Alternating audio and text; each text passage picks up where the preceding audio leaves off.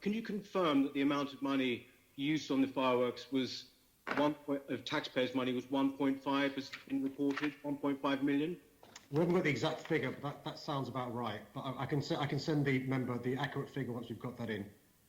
Thank you. And also, it's correct that you had final sign-off on the display, even though it was done with people like the BBC? Yeah. I see. Mr. Mayor, my problem is this, that a lot of people turned into the fireworks, like I did, only to be terribly disappointed by the politicisation of what should be basically a very uniting and harmless event, i.e. fireworks at the end of the year and at the beginning of the year. And what happened is that they were confronted with, you just mentioned their Black Lives Matter, they were confronted with the very recognisable symbol now of the Black Lives Matter movement. Mr. Mayor, this movement believes in defunding the police, it believes in deconstructing the family, history and capitalism. Why did you celebrate it? I think the movement is in danger of confusing individual organisations, the movement and the causes behind the movement. What the movement is about in this country in particular is about highlighting and fighting against the racism, inequality and discrimination that still exists, particularly against black people. And over the course of the last year, one of the defining moments was the horrible killing of George Floyd in Minnesota, Minneapolis, the USA.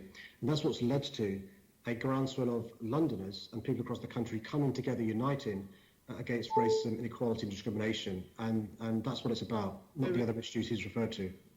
Mr. Mayor, that is disingenuous of you.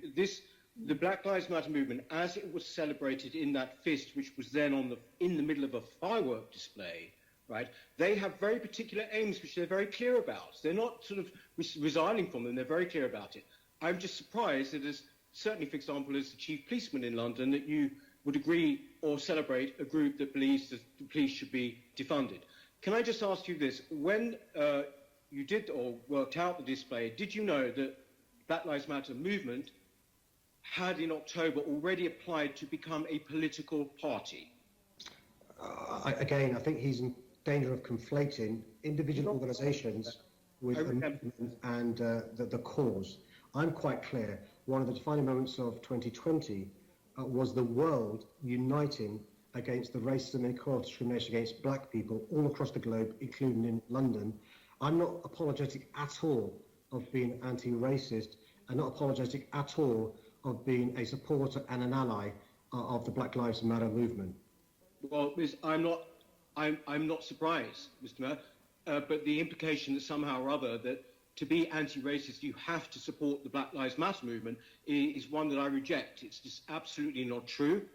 I think that the point is that this movement has applied and is still being considered to actually be a party. So you could end up facing them in the forthcoming elections. Can I just say also one thing? You talk about these images that you used in this display. I don't think any display really should have images that basically divide people anyway.